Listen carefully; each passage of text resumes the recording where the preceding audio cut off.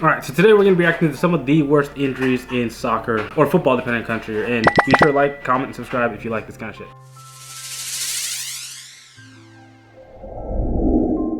Are 20 of the most brutal tackles in football history, and as this video progresses, the tackles just get more and more dangerous. Starting off at number 20, with a very recent incident because Jamal Musiala almost had his career ended with this one. It happened at the Club World Cup, a tournament many described as pointless, where top players just risked injury for the next season. And in the case of Jamal Musiala, they were right. Bayern Munich's young superstar was playing in the quarterfinal against Paris Saint-Germain, where he was battling with William Pacho to try to keep the ball in play until PSG goalkeeper Gianluigi Donnarumma hurled out of his goal and caught Musiala's feet, twisting his ankle so far that not even the players could look at Musiala's leg.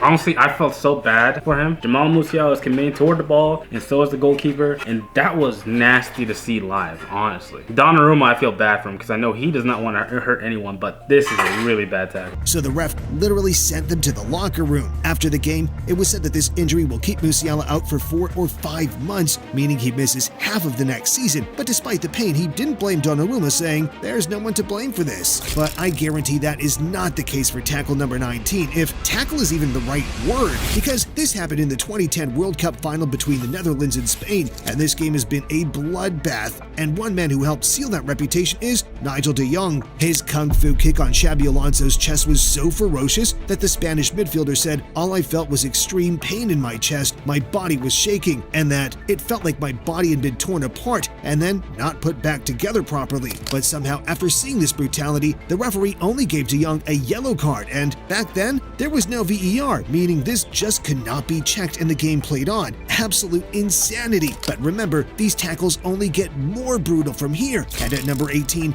Ryan Shawcross almost ended this player's entire career. During a Premier League match between Stoke City and Arsenal over 15 years ago, Ryan Shawcross lunged into Aaron Ramsey, completely shattering his tibia and fibula bones. And this was such a bad challenge that one of the substitutes said he could even hear the bones crack. Arsenal manager Arsene Wenger said the tackle wasn't football, with this leaving Ramsey out for 9 months, but to be honest, he was lucky to even play football again. Ramsey didn't even want to talk to the Stoke defender or accept his apology, and later Shawcross suffered a leg break of his own, with Arsenal fans going as far to describe that as karma. Football was truly a different game back where these tackles just happened more often without the fear of VAR. But at number 17, it was actually VAR responsible for putting this player in a coma. On the 11th of May 2025, Nottingham Forest Anthony Elanga was so far offside, he might as well have been in the River Trent behind the stadium, but the lineswoman just didn't put her flag up, leaving the decision to VAR. Forest striker Taiwo Awoniyi sprinted into the box to get on the end of Elanga's cross, but instead, he slammed into the goalpost like a crashed test car hitting a brick wall. Awoniyi ruptured an intestine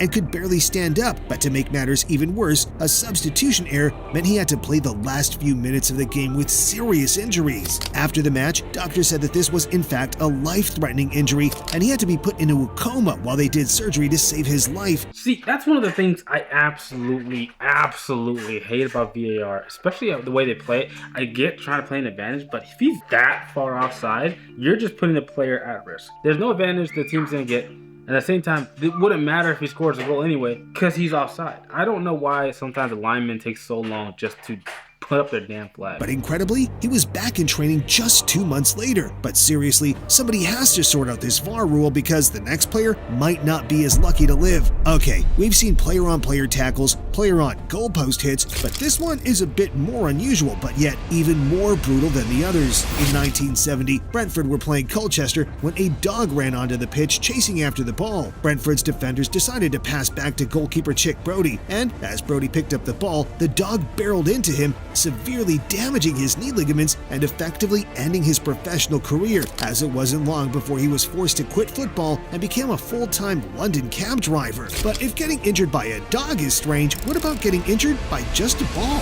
Because this I didn't mean to laugh. That's not funny. But at the same time, that's kind of a funny way to introduce that. A dog coming onto the fucking field and ending your career. 10 out of 10 will crash out. 100%.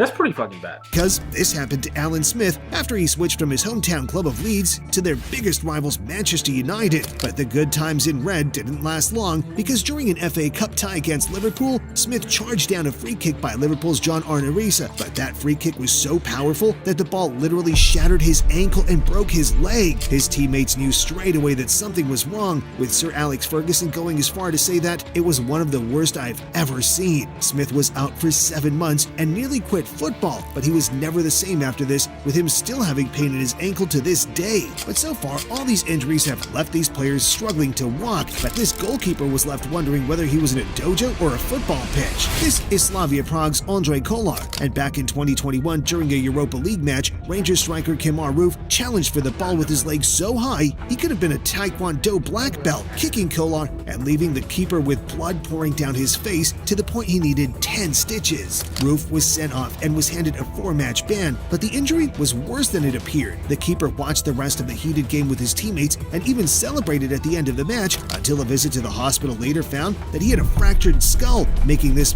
more serious than he thought. The incident added fire to a game that saw allegations of racial abuse, red cards, and a punch-up outside the dressing rooms. And as for Roof, he had the audacity to appeal the 4-match ban, feeling it was too harsh for his Cobra Kai impression. Now, the fact that you fractured someone's head and then you wanted to request a ban, like, you should be lucky that you're even allowed to play in general.